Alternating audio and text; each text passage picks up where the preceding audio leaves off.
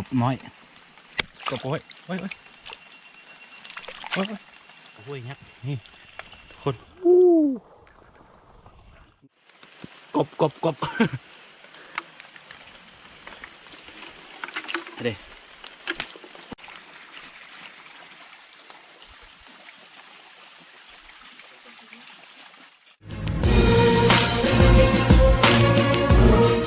กล่าวทักทายสบายดีทุกคนดีกำลังจะตามมักโซมเนาะยินดีต้อนรับเข้าสู่ซองอาคาน้อยกลับมาอีกแล้วทุกคนเป็นฤดูกาลหมุนเวียนกลับมาอีกแล้วทุกคนถ้าผู้ใดเคยจำได้เนาะปีก่ายนี้เขาเคยมาพี่ก็คือเขาจะมาใส่กับดักนกก็คือเขาจะเอาเก่าติดหนูมันมาติดทุกคนนี่นะทุกคนเนาะนี่เนาะฤดูกาลวันเวลาผ่านไปไวเลยทุกคนตอนนี้ก็ครบ1 ปีแล้วทุกคนตอนนี้เขาสิแข่งกับเวลาเพอตอนนี้ประมาณ2 โมงแรงแล้วเพราะว่าประมาณ3-4 โมง4-5 โมงประมาณนี้เนาะตอนแรงๆแบบนี้มันจะลงมากินน้ำก่อนที่มันสิเข้าไปนอนทุกคนเพราะฉะนั้นเขาต้องแข่งกับเวลาต้องเหลาไม้ตัวนี้เนาะเหลาไม้แหลมๆแต่ผู้ใดเคยเบิ่งคลิปประมาณ1 ปีที่แล้วเนาะเขาเคยถ่ายคลิปแล้วปีนี้ก็กลับมาหมุนเวียนกลับมาครบปีหนึ่งอีกแล้วที่พี่น้องเอ้ยตอนนี้เนาะมีหลายวิธีชีวิตทุกคนอันนี้เขาต้องเฮ็ดตัวนี้เหลาเนาะแล้วก็เอาเกาพันแล้วก็ไปแปะไว้ทุกคนนี่คือวิธีชีวิต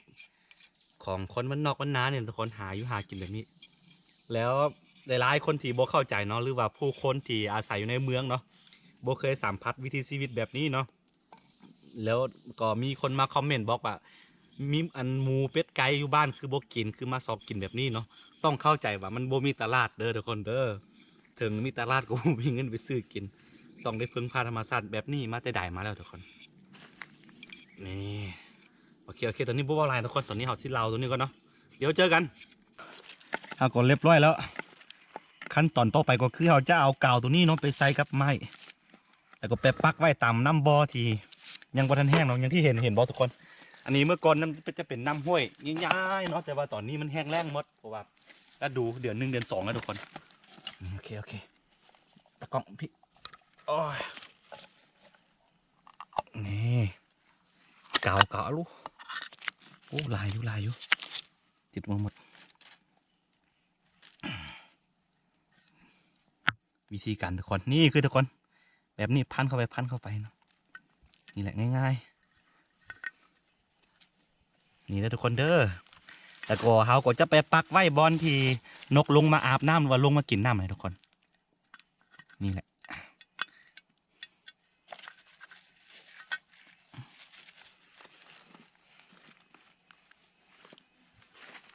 นี่ประมาณนี้ทุกคน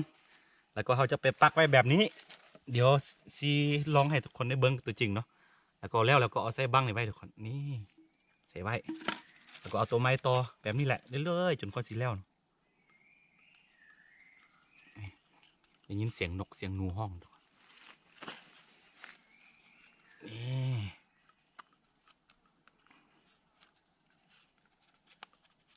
โอเคทุกคนนี้เนาะ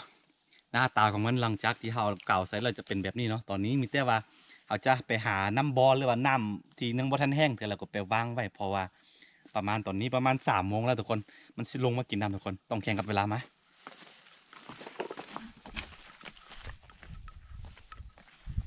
ประมาณนั้นเดือนที่แล้วน้ำยังเต็มมีตอนนี้มันแห้งแล้งหมดทุกคนมาเลยต้องหาน้ำบอที่แบบเป็นจุดที่ยังบ่ทันแห้งดีค่ะเพราะว่ามันสิมาลงมากินน้ำทุกคนมาเลย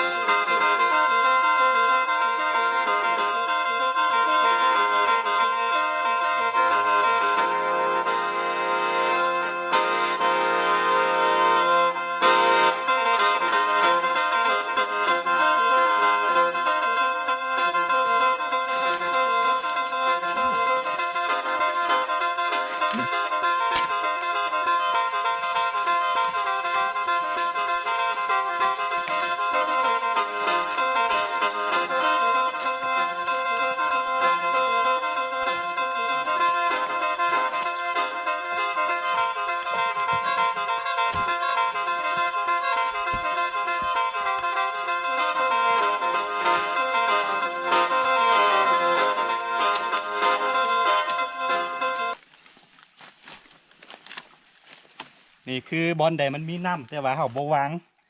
งเก่าต้องเอาใบไม้แบบนี้อัดไว้ทุกคน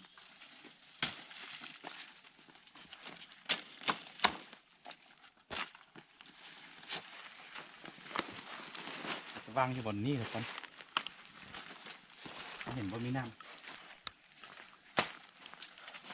แต่ที่นั่นดีจังว่ะ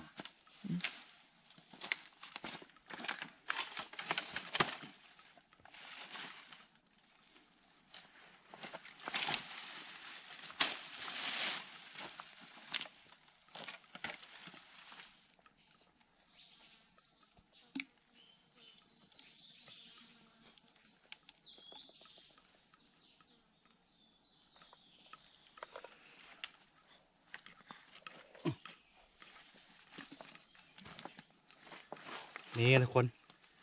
จะวางไว้จุดนี้มันมามันกลิ่นบลอดแน่นอนเนาะวางไว้2 อันสัก2 อัน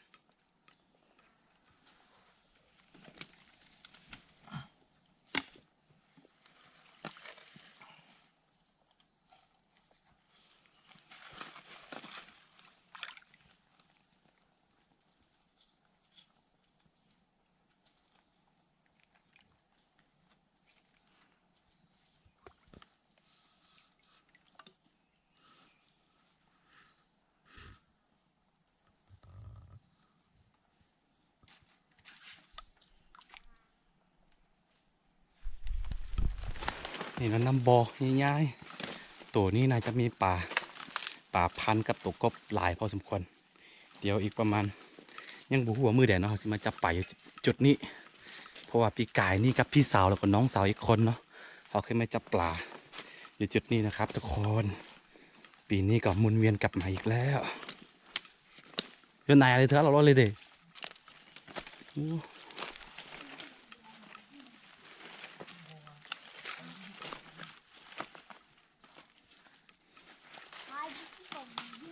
เอ้ยอะคืออาชีพปะทางอ่ะ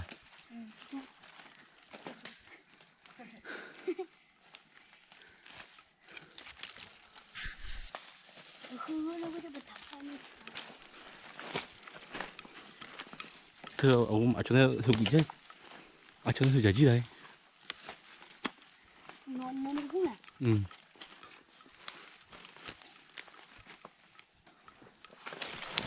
thực ra thì là không ạ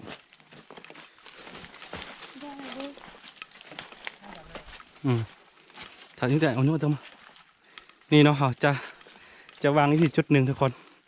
ภาษาที่กำลังเว้ากันเป็นภาษาอาค่าเด้อทุกคนเด้อเผื่อว่า FC คนใดเข้ามาใหม่สิบ่ฮู้ว่าเขาเป็นอาค่าเนาะทุกคนนี่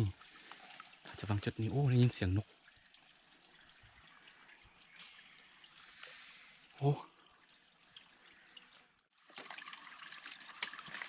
นี่เราจะวางที่จุดหนึ่ง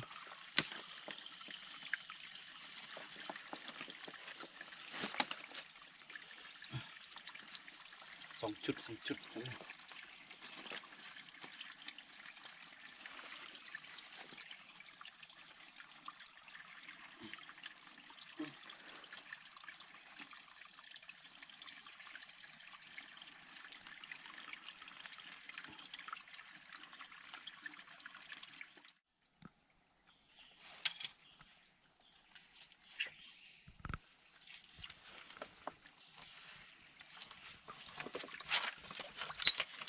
นี่ทุกคนสิวางไว้เป็นจุดแบบนี้เลยทุกคน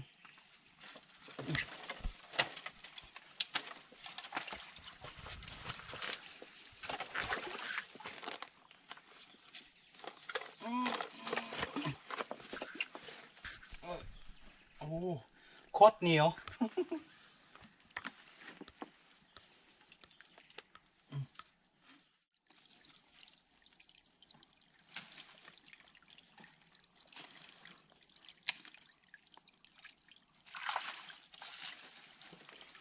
โอเคทุกคนเนาะตอนนี้ก็จะเป็นหลังสุดท้ายที่เขาจะวางไว้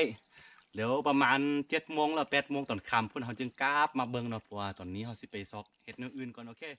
หมดทุกคนเนาะตอนนี้เอาสิไปยามสิไปเบิ่งกับดักนกของเขาเนาะ บ่ฮู้ว่ามันสิติดบ่ติดบ่ฟ้าบ่เป็นใจฝนตกใส่พี่น้องเอ้ยฝนตกแบบนี้สงสัยมันสิบ่ถึกเพราะว่าถ้าฝนตกแบบนี้มันสิบ่ลงมาอาบน้ำแล้วมากินน้ำนะนี่เนาะท่ามกลางสายฝนโอ้ยเปียกหมดพี่น้องเอ้ยมันก็ไปยืดมาเนาะ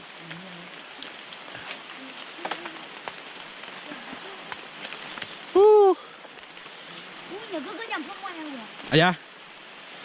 มาหม้อเยอะๆเอาคุยไปให้กูเลยอะแบบนี้แหละทุกคนเนาะการหาอยู่หากินอยู่มันนอกมันนาก็มือใดได้มือใดบ่ได้ก็บ่แน่นอนเนาะแล้วก็มือใดฝาดสิฝนมือใดอันแดดสิออกเห่าบ่แน่บ่นอนนะนี่เวลาเข้าป่ามันอันตราย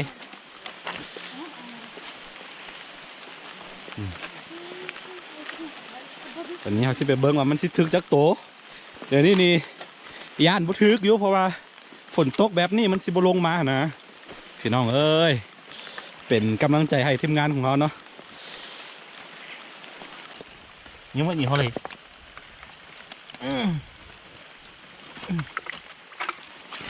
อยู่โอ้ยเฮ้ย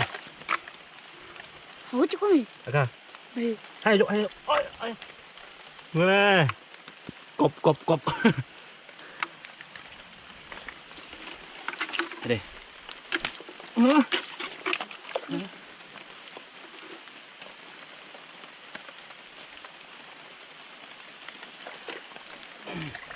กบพ่อยทุกคนนี่กบพ่อยยังไงก็ให้ได้อาหารคำคืนนี้กลับไปเนาะฝนตกถึงมาบ่ได้นกเอายาเนาะยังบ่แน่ว่าได้หรือบ่ได้แต่ว่าต้องลุ้นไปน้ำกันปูทุกคน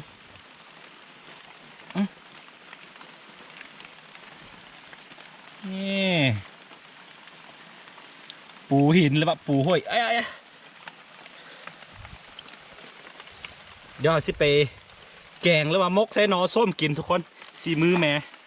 สิให้อาม่าเป็นผู้เฮ็ดเอามาสต้องเอามาได้หรือเอามาธรรมดา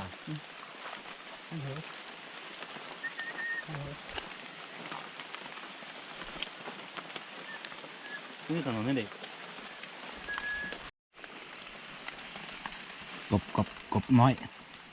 กบโอ้ยเฮ้ยเฮ้ยเธออาจูเนาะกบโอ้ยเนาะนี่แล้วก็อาจูจุ๊กนี่เซ่มาทำเอ้ย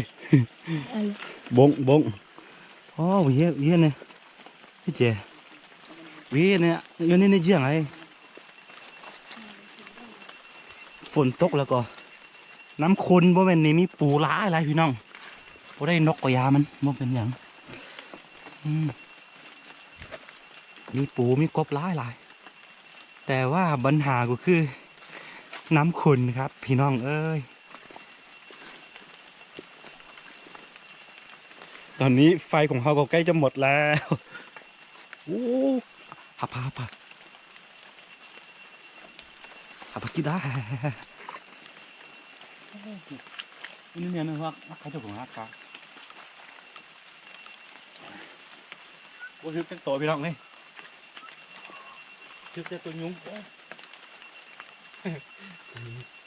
เห็นไหมนี่ทำไมเนี่ยไอ้ซุ่มเขียวกูเขาถ้าเจอปูยักษ์ปูห้วยยักษ์นี่คนใหญ่หลีเด้อนี่เด้อแต่ว่าเขาเลนกล่องเขาใช้เลนไวแล้วก็คือเบิ้งน้อย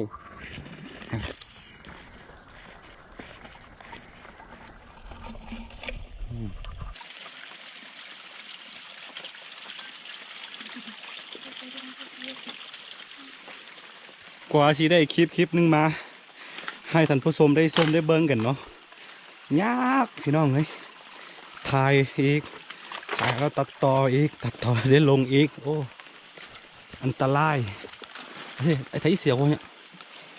ไอ้ชีวิต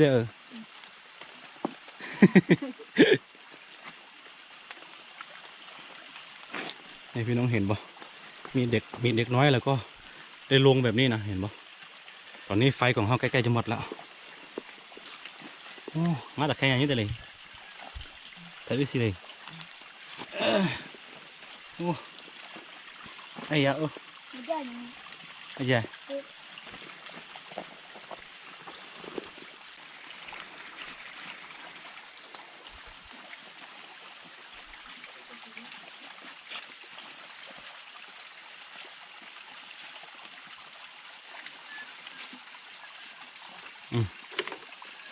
อร่อยอร่อยโอ้ยโอ้ยโอ้ยโอ้สีบะเอ้ยเจ้ไม่กันสั้นนกแค่ตัวบ้านถ่ายตานกข้ามไม่บ้านถ่ายไม่กันสั้นเนี่ยยังมันสีเลยแต่เหมือนตัวเท่าตาเลยบ่ได้นกก็ได้ปู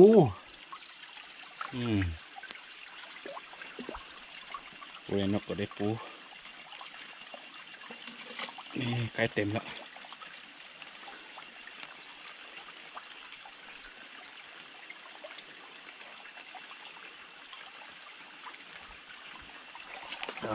Jangan mau kena ni mas. ไม่หย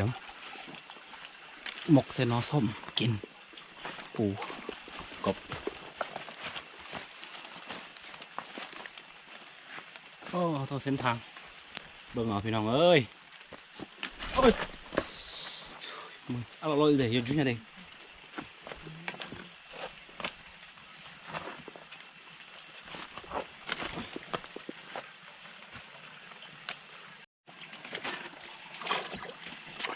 บ่ถึงจักโตทุกคนโอ้แต่ว่าเขาก็ได้ปู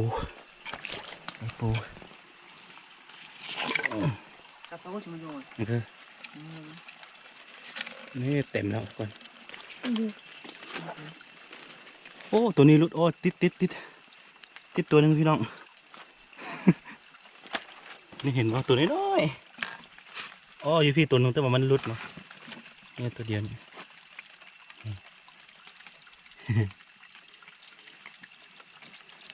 อ่ะขึ้นเลยตาจำดูดิจำเราดูดิ Minggu cek. Ya, Mau itu ada. chúng ta đéo hay nốc lút thức piếcมันบ่นี่มันลดเนาะตัวหนึ่งเนี่ยมาคนจับปูก่อนคนอื่นจับปูก่อน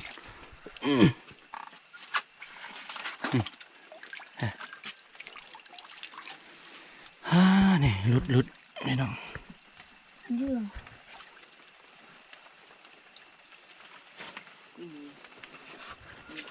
เข้าทำไมจ้า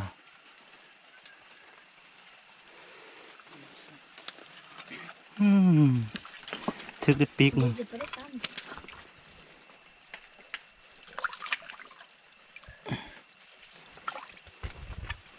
ล้างอะไร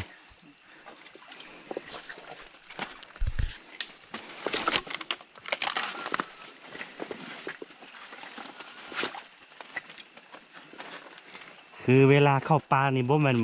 เป้าหมายคือเฮาบ่ได้หวังอันเดียวเนาะต้องคือคนป่าคนดอยคือเฮานี่อย่างน้อยบ่ได้นกก็ได้ปูบ่ได้ปูก็ได้กบบ่ได้กบก็ได้ปลาที่นะเปลี่ยนเป้าหมายไปเรื่อยๆ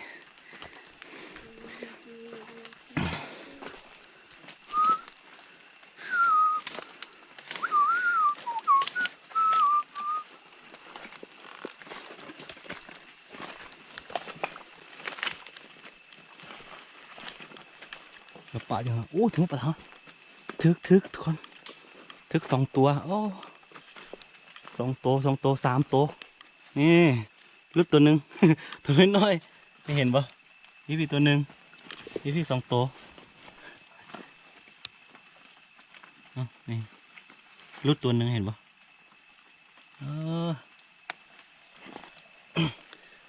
มานำกัน3 คนได้4 ตัวถึงว่าบ่มีโซกบ่มีลาบนี่นะเพราะว่าฝนตกได้พี่น้องเอ้ยนี่เห็นปะ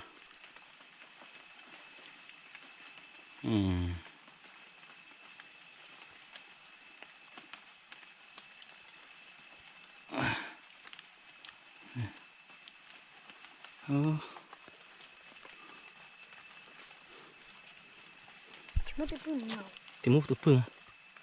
มันรุดตัวหนึ่ง ไม่ไปเช้ามันจะต้อง ตัวนี้กินได้เด้อทุกคนเด้อเต็มเนาะทุกคนนี่เสียมเต็มแล้วนี่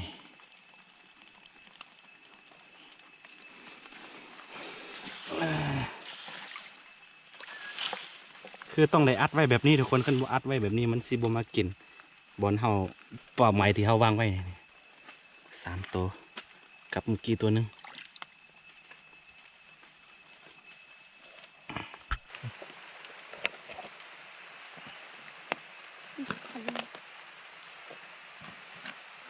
แต่ได้นก4 ตัวทุกคน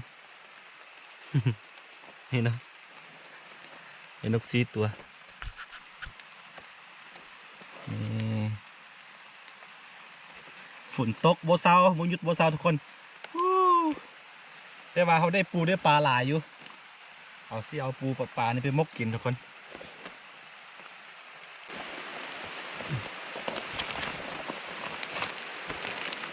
ตอนนี้ฝนตกมาอีกแล้วพี่น้องเขาสิได้กลับบ้านกันเนอะโอเคสำหรับคลิปนี้ก็สิมีประมาณนี้เนาะกันผู้ใดมักแล้วก็อย่าลืมกดไลค์กดติดตามซองอาคาน้อยเนาะเพื่อบได้พัดวิดีโอไม่แม้จะซองอาคาน้อยทุกคนแล้วเจอกันในคลิปหน้าเนาะสำหรับคลิปนี้ไปก่อนเนาะสบายดีฝนตกพี่น้องเอ้ยปูเต็มมานี่เดี๋ยววันนี้นก4 ตัวโอเคไปก่อน